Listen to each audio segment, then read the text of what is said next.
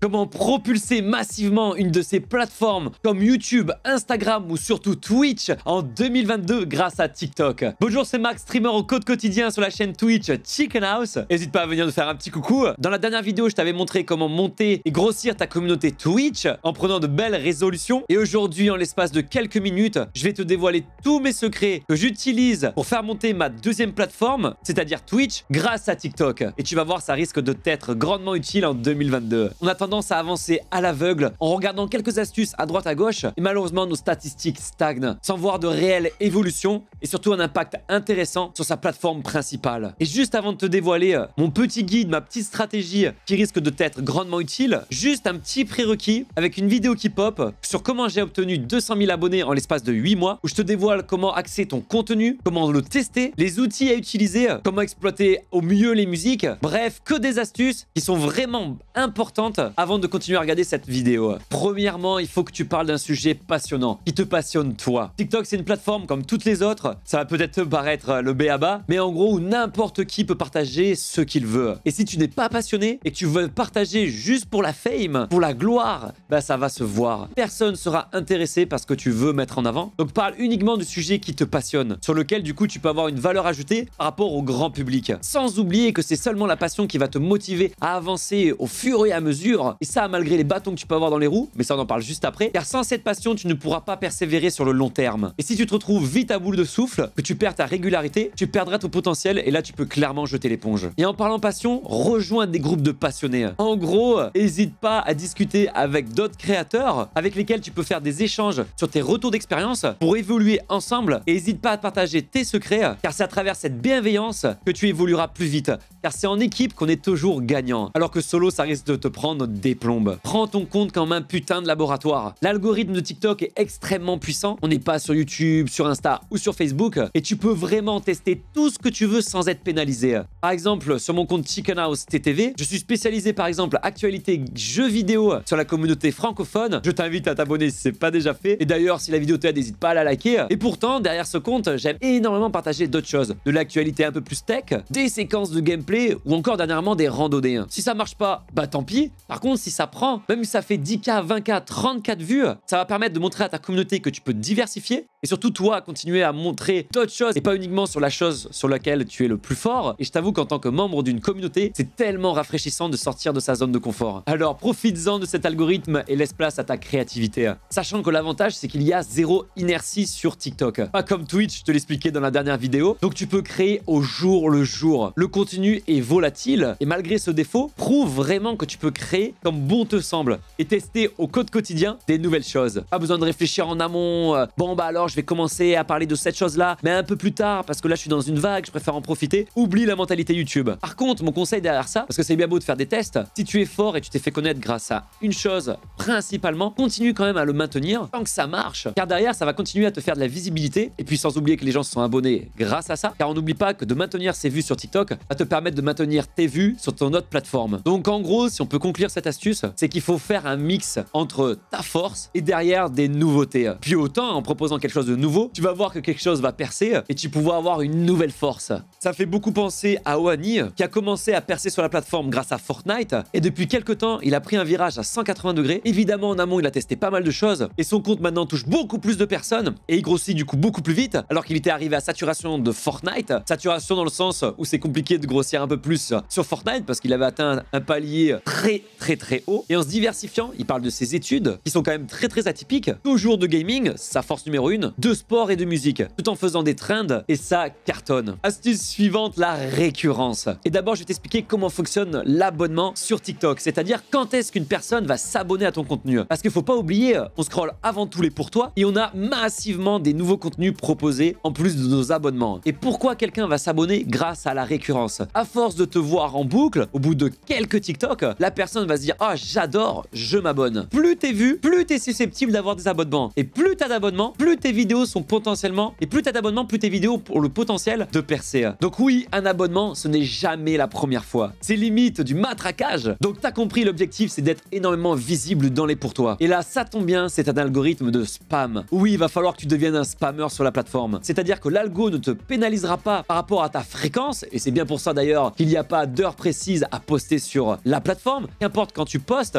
si la vidéo plaît, elle sera mise en avant. Publie et publie énormément. Car plus tu vas publier, plus l'algorithme pourra tester de vidéos sur ton compte. Et plus l'algorithme testera, si tu lui as mis du cœur et un minimum quand même de qualité, plus tu auras de chances d'avoir de vidéos qui percent. Parce que si à la base t'en postais qu'une par jour, difficile d'avoir un grand succès, alors que si tu te mets à en publier 10, 20, 30 s'il le faut, sans diminuer de trop ta qualité, admettons que seulement 10% de tes vidéos pètent, et ben sur la solution de spam, tu pourras avoir au moins une vidéo par jour qui pètera. Il faudra attendre potentiellement 10 jours pour que ta vidéo perce. Et malheureusement, une vidéo qui perce toutes les 2 semaines, ça sera jamais suffisant pour que les gens claquent leur abonnement, car je te le rappelle, c'est avec la récurrence. Et au bout de 10 jours, on a largement oublié qui tu es. Et là, tu vas me dire, ouais, mais si mes vidéos elles flopent, car c'est vrai, c'est très important d'avoir un profil très clean, c'est-à-dire avec des vues sur tes vidéos, ça donne de la crédibilité. Et tu verras que plus tes vidéos apparaissent dans les pour toi, plus les gens vont voir ton profil pour voir qui tu es et voir aussi d'autres vidéos. Et là, dans ce cas-là, si tu vois que des vidéos ne percent pas au bout de 2-3 jours, mets-les en masqué. Alors certains grands créateurs vont dire non, surtout pas, car il y a un petit pourcentage de chance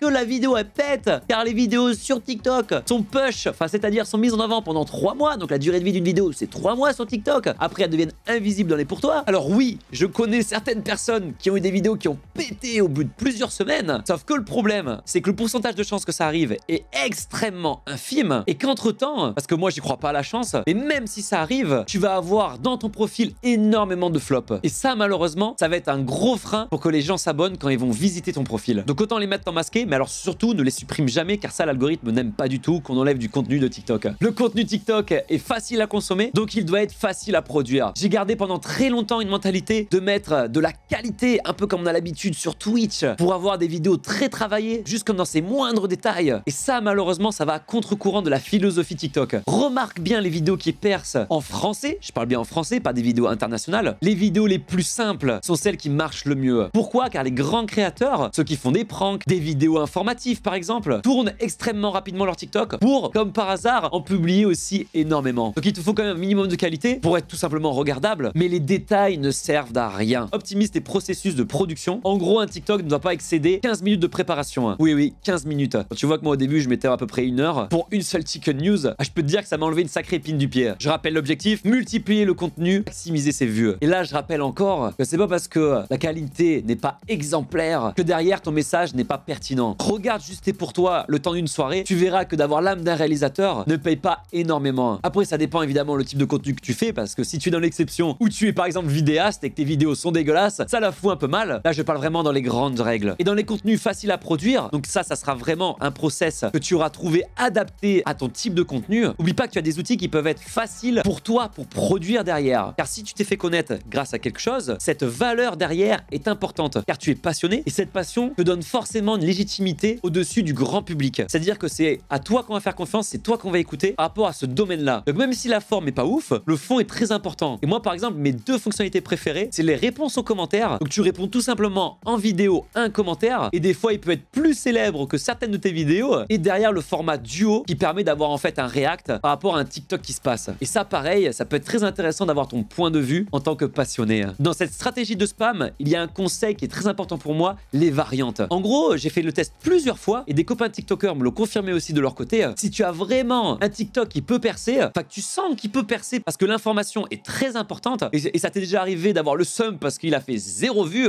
j'exagère mais pas beaucoup, et bien derrière, mets-toi à faire des tests AB. Ce sont un concept en fait en marketing où tu vas proposer 2 versions pour au final la même chose. Donc en gros, par exemple, tu as un contenu qui te plaît énormément, tu sais qu'il peut percer, car c'est un sujet très chaud par exemple en ce moment, et ben fais 2 fois le même contenu mais avec une phrase d'accroche différente. Tu peux même les poster en même temps, hein, ça gêne absolument pas. N'oublie pas que l'algorithme, absolument rien de chronologique, quand il le montre dans les pour toi. Et ça m'est arrivé plus d'une fois que la première version, par exemple, celle qui me semblait la mieux, fait quelques milliers de vues, et celle d'à côté peut taper les 100K. Et bah il te suffit de garder celle qui a marché et de masquer la première. Tu verras, test, c'est très surprenant. Concernant les tendances, je pense que sur TikTok, c'est important d'en faire, car c'est vraiment incrusté dans la culture de la plateforme, et ça va te permettre 2 choses. Déjà de montrer que tu suis le mouvement et que tu fais partie vraiment intégrante de la plateforme à ta communauté, communauté. Donc adapte bien ton contenu par rapport aux tendances. Et puis moi j'ai été grave étonné, c'est qu'une de mes premières vidéos qui a buzzé sur mon compte, c'était une tendance en mode morning routine streamer. Et ça par contre c'est les tendances qu'on voit dans les pour toi qui sont pas reconnues officiellement entre guillemets par TikTok. Donc il y a ces tendances là à faire et puis il y a les tendances créées par TikTok que tu peux retrouver dans l'onglet découvrir. Et j'ai déjà eu un TikTok référencé par TikTok dans cet onglet découvrir et ça m'a apporté 20 000 vues supplémentaires. Avant-dernière astuce, et là on va parler de choses qui peuvent fâcher. Le mental, car cette plateforme va te mettre à rude épreuve. Qu'importe ce que tu dis, qu'importe ce que tu fais. Et des fois j'ai fait les tests en disant les opposés. Il y aura toujours des gens pour casser les couilles. Tant que ça peut te critiquer, ils peuvent déverser leur haine, ils le feront. Donc à moins de faire des TikTok silencieux, et encore ça, on te cassera les couilles pour ça, malheureusement il va falloir que tu sois prêt. Mais avant de parler des rageux, parlons des statistiques. Car forcément avec un algorithme pareil,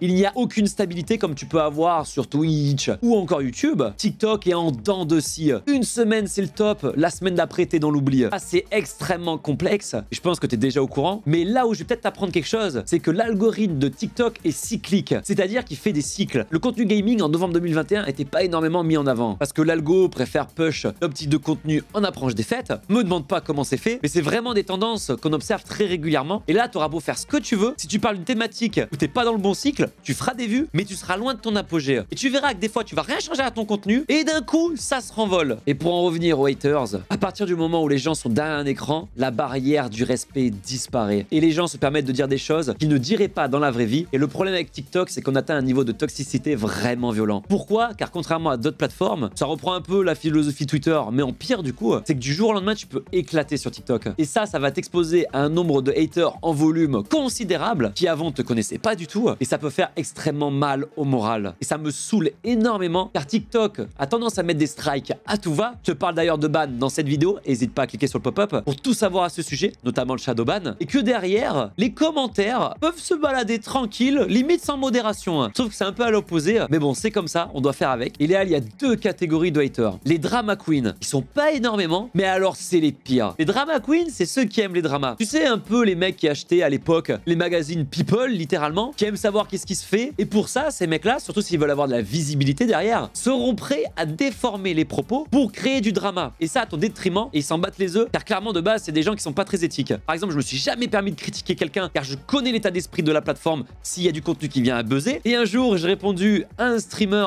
de la JL qui disait que mon nom de Twitch était absolument pas approprié pour streamer. Et je me suis permis de lui expliquer, et en plus, en disant en amont, avec respect, pourquoi j'ai fait ça. Le mec m'a répondu en live, et des membres de sa commu ont capturé, l'ont partagé sur TikTok avec, en gros, alors que c'était pas le cas, le streamer insulté par Chicken House, ce qui était du coup complètement faux. Donc oui, quand on est une personne qui commence à être publique, on peut avoir des dérives comme ça de vérité. Et outre les drama queens, t'apprends rien avec les haters. Et malheureusement, tous tes contenus, à partir du moment où ça va commencer à faire des vues, tu en auras à chaque fois. Et tu pourras rien faire contre ça. Enfin, je te parle sur le fait d'avoir des nouvelles vagues de haters, mais par contre, tu vas pouvoir les canaliser. Et tu vas voir que c'est extrêmement important. On en vient à ma dernière stratégie, celle des mots ban, celle des mots clés, celle des mots bloqués et celle des bans. Et franchement, hésite pas à bannir quelqu'un qui franchit la ligne du respect. Quelqu'un de toxique qui va t'attaquer personnellement, alors que le mec te connaît même pas en plus, avec de la méchanceté gratuite. Banne-le, tu le bloques. Le mec va piailler dans son coin, comme quoi tu peux le bloquer en revenant avec un compte secondaire, mais il va pas perdre beaucoup de temps et d'énergie là-dessus. Et le problème là-dedans, c'est que ces mecs-là ont pas tout compris, c'est qu'ils ont beau critiquer ton contenu, le fait qu'ils commentent, l'algorithme croit qu'ils aiment, et du coup ils vont proposer ton contenu encore à ces bandes de haters, qui seront là encore de TikTok en TikTok. Et le problème, c'est que si tu continues à grossir, et ben cette armée de haters va continuer aussi à grossir. Et si un jour, par exemple, tu vas avoir un contenu qui va pas plaire, et ça peut arriver, parce que je te rappelle que en tant que passionné, t'as le droit de dire ton avis, et il y en a qui vont prendre les choses très très mal, malgré que tu peux avoir raison, et que ton avis est extrêmement pertinent, contrairement à leurs commentaires. Et là, tu peux te prendre vraiment une shitstorm considérable. Et si tu veux voir le point commun de ces rageux, le fait qu'ils t'apportent rien à part la destruction, car forcément ça donne une mauvaise image de toi auprès des vrais gens qui te suivent, et ben il suffit tout simplement avant de les bloquer d'aller cliquer sur leur profil et tu verras qu'à 90% du temps ils ne te suivent pas. Donc clairement ils en ont rien à foutre de toi et pourtant ils sont là pour te détruire. Et tu vas voir que les bloquer c'est ultra bénéfique car tu vas justement canaliser ces rageux et surtout tu vas très vite te rendre compte, et ça c'est l'être humain en général, que dire des choses positives c'est plus rare que les choses négatives. Tout sachant que sur TikTok les haters parlent énormément, et bah tu vas rendre compte qu'une minorité de gens toxiques font le maximum de bruit. Donc vraiment canalise-les. Et si tu veux te faciliter la vie par rapport à ça, il y a un outil très peu connu sur TikTok qui te permet de bloquer certains mots. Il te suffit d'aller dans les paramètres de confidentialité, dans les commentaires. Donc là, tu mets certains mots-clés qui sont récurrents dans les commentaires de haters. Moi, par exemple, j'ai un caractère où je m'exprime très fortement. Forcément, ça plaît pas à tout le monde. Et ben, il y en a constamment qui dit que je crie, je suis insupportable parce que je gueule, etc. C'est tous des mots que j'ai bloqués, avec évidemment leur variante, parce que tu verras que les haters, il y a aussi un autre point commun sur le fait qu'ils te suivent pas, c'est qu'ils écrivent généralement sans connaître le Becherel. Donc n'hésite pas à faire des petites variantes au niveau orthographe. Et là, tu vas leur clouer le bec avant même qu'ils puissent l'ouvrir. Et pour l'anecdote, TikTok laisse quand même apparaître leurs commentaires à leurs yeux, mais seulement eux les voient. Donc là, pour le coup, ils aboient tout seuls sans que personne s'en rende compte. Ça, c'est quand même la plus grosse force face aux haters. En tout cas, n'hésite pas à nous faire un coucou sur notre chaîne Twitch Chicken House. Tu es toujours le bienvenu. Tiens-moi surtout au courant pour voir si tous ces conseils vont porter leurs fruits sur ton compte. J'ai vraiment envie de savoir comment tu vas t'y prendre. N'oublie pas de t'abonner, d'activer la cloche pour ne pas louper nos conseils. Et surtout à lâcher un gros like, ça t'a aidé. En attendant la prochaine semaine pour un nouveau tuto.